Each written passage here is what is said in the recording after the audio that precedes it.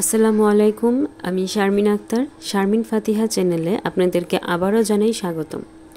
কাছে কিংবা দূরে যে যেখানে আছেন আশা করি সবাই ভালো আছেন। আমরাও আল্লাহর রহমতে ভালো আছি। এই তো মাসের প্রথম তারিখ শুরু হয়ে গেল, সেপ্টেম্বর গিয়ে অক্টোবর চলে এসেছে। যারা সরকারি চাকরি করে তাদের জন্য অবশ্য খুব খুশি, তারা পুজোর ছুটিও পেয়েছে, তারপরে আবার বেতনও পেয়ে গিয়েছে। আর যারা প্রাইভেট চাকরি করে বেতনটা একটু লেটে দেয় তাদের সমস্যা। তাছাড়া বাজারে গেলে সব বিক্রেতারা ভাবে যে সবাই সরকারি কর্মচারী, যার কারণে এত এত দাম রাখে যে স্যালারি তো পাইছেই, সমস্যা কি, হাতে টাকা পয়সা আছে। তো সবজির দামও ভালোই রাখে। তাছাড়া টানা বৃষ্টি হওয়ার কারণে কাঁচামরিচের দামও বেড়ে গিয়েছে। আর বেগুনের দাম নাকি এখন 100-150 টাকা কেজি। আমি যদিও ফাতিহার বাবাকে আনতে বলেছিলাম, এত দাম দেখে ওর নিয়ে আসে নাই। তবে গত বছরের তুলনায় এই বছর সবজির দাম, তারপর আলুর দাম, পেঁয়াজের দাম তুলনামূলকভাবে ভালোই কম। তো এই যে লাউটা দেখছেন, এই লাউটা আমরা প্রথমে ভেবেছিলাম যে অনেক সুন্দর লাউ, হয়তো বা খেতে অনেক মজা হবে। আজকে রান্না করেছি লাউটা একটু আমাদের গ্রামের ভাষায় বাত্তি বলে, ওই বাত্তি ছিল। তো ভালো হয় না এই রান্নাটা আমার। লাউ কিন্তু একদম মাখো মাখো হয়ে যায় যদি কচি লাউ হয়।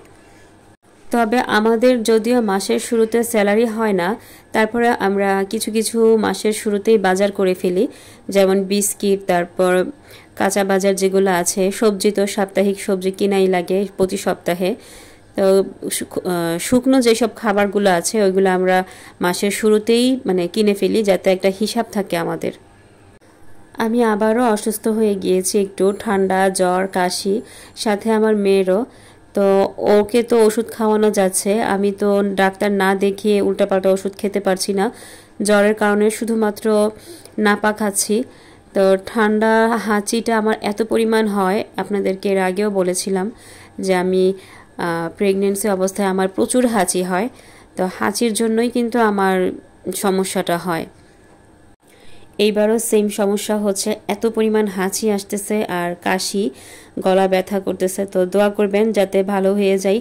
আর আমি যেই ডক্টর দেখাই উনি একটু বিদেশে গিয়েছে, তো উনি যেদিন আসবে সেদিন দেখাবো। অসুস্থ থাকার কারণে ওইভাবে কোনো ভিডিও করতে পারছি না, যার কারণে আমি বড় ভিডিও দিতে পারছি না। অসুস্থ থাকলে কিন্তু কোনো কিছুই ভালো লাগে না। তো ভিডিও করতে গেলে একটা এনার্জি থাকা লাগে, ওই এনার্জিটা এখন আমার নেই। তো আজকে দুপুরে রান্না করিনি, শরীর খুব অসুস্থ ছিল, এজন্য রাতে রান্না করছি। আর রাতেই বেশিরভাগ এখন রান্না করতে ভালো লাগে, দুপুরবেলা একটু খারাপই লাগে। তো আজকে গরুর মাংস রান্না করছি, আমার ছোট বোন চলে গেছে, এজন্যই রান্না করেছিলাম। ও অবশ্য গ্রামে চলে যাবে কালকে। এইদিকে আমার ছেলেরও মন খারাপ, আর আমার ছোট বোনের ছেলেও তো কান্নাকাটি করছে ওর নানুর বাসায় গিয়ে, যে রায়ান ভাইয়ার জন্য মায়া লাগতেছে, রায়ান ভাইয়ের বাসায় যাব। ও কোথাও গিয়ে থাকতে চায় না, শুধুমাত্র আমাদের বাসায় থাকবে।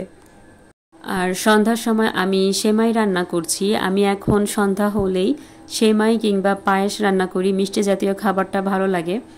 তো অল্প একটু রান্না করলেই হয়ে যায়। পায়েসটা বিশেষ করে অল্প পোলার চাল দিয়ে রান্না করলেই কিন্তু ভালো লাগে। তো সেমাইটা একটু ভেজে নিচ্ছিলাম, লাচ্ছা সেমাই।